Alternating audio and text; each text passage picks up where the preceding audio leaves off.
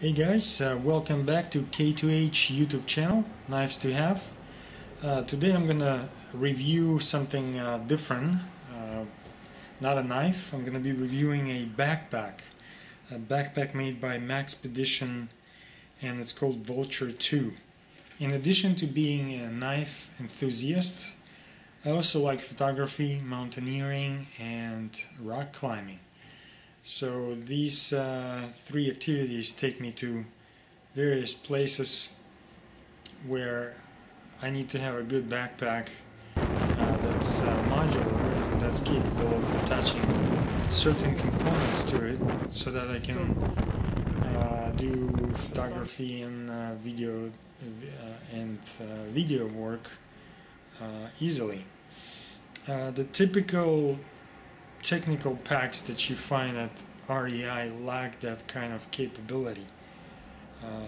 Maxpedition, and this is what drew me to Maxpedition backpacks, is because of their modular design and the ability to attach certain things to the exterior of the pack, and most importantly to its belt. You will rarely find something like this on a technical backpack designed strictly for mountaineering or rock climbing. So when I saw this design, I was pretty excited about it because I thought it was going to solve a few problems for me. And when I received this and tried to put it to use, I would say that I was actually disappointed. So I'm going to try to go over the things that I think do not work in this backpack and some of the things that work, and I'm also going to try to show you how it's possible to make it better and actually make this version of Vulture-II work for you in this kind of capacity that I've just outlined. So let's get down to the business, so to speak, and go over the three things where this pack fails in comparison to the technical backpacks that I'm used to. The number one thing is the hip belt. Notice where the hip belt is attached to the backpack. It's attached right at the edge of the pack. Now let's take a look at a technical backpack in comparison. This is an Arc'teryx Needle 45, no longer made, but excellent pack, cherished by me. Can no longer purchase this. This is one of the best rock climbing backpacks ever made, I think. Now look at the hip belt attachment here.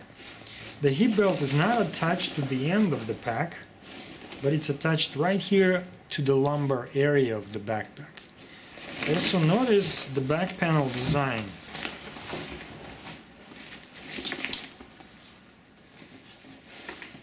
In relation to the body of the backpack. Notice how it curves around your back, filling the lumbar area. And this is where the hip belt is originating from.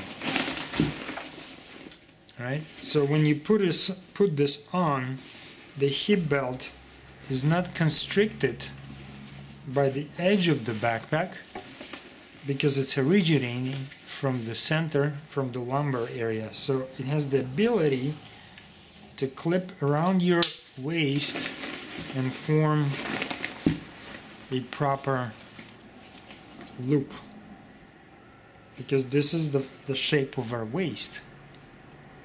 So we want to be able to form right around it.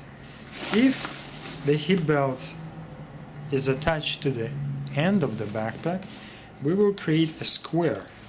And this is exactly what happens with this backpack. It's creating a square. So when a person wears this backpack, there's a huge gap here in this corner that's not filled on each side.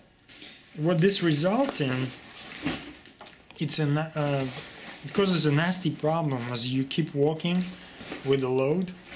The hip belt on a normal backpack is designed to transfer the load onto your hips. Unfortunately, a lot of the transferring power is lost because of the loss of contact with your hips in this area. And this is where it's the most important. This is where most of the weight is concentrated, and this is exactly where we're lacking support because of this design.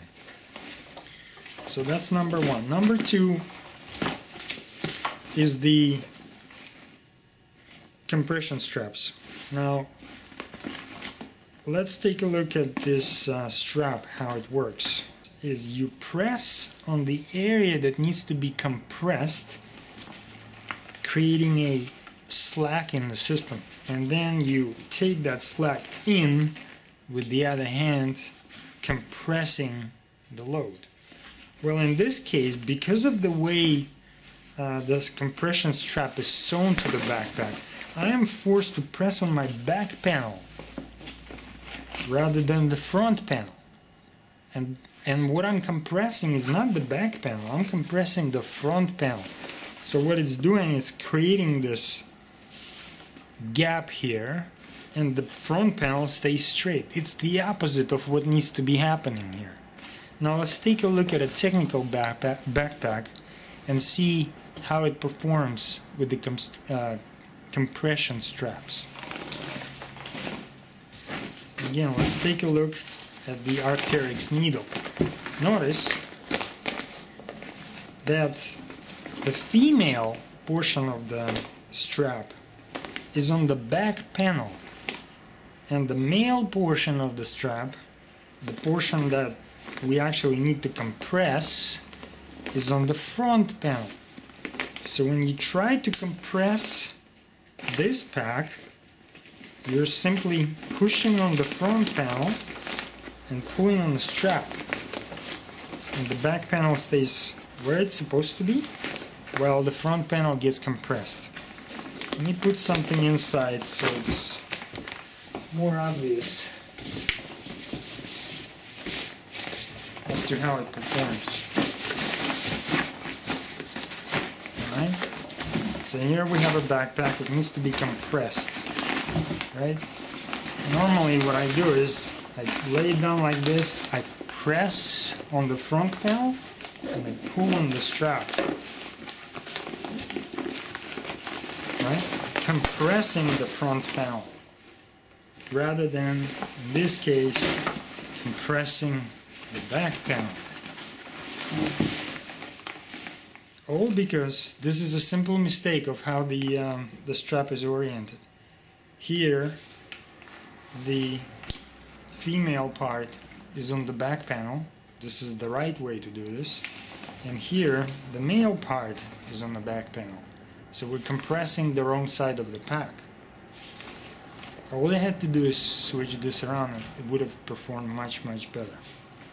Also, when you have this kind of scenario, this creates a fairly sharp edge, and if you're going through an area, this is easy to hook onto, and guess what happens? When it gets hooked onto, this gets immediately unclipped, right? It can never happen with this backpack. No matter how you're going through, right? You're moving in this direction, you cannot do that because it's properly sewn. Okay, and the final criticism that I have of this backpack is the material that they chose for it. While it seems to be very durable, it also hinders the usability of the backpack and its compressibility. It's very difficult to open the compartments because the material is so rigid and it doesn't allow the zipper to slide freely in this area. So you have to fiddle with it, having to use two hands to open the backpack, and sometimes you cannot use two hands to open the backpack. You want to be able to open it with one hand, like on this camelback, for instance. Look how easy it is to open. fact, I can just go like that and open it up. Okay. Here. It's very easy because the material is not as rigid. There's also a flap, but because the material is not as rigid, the zipper slides freely and opens freely.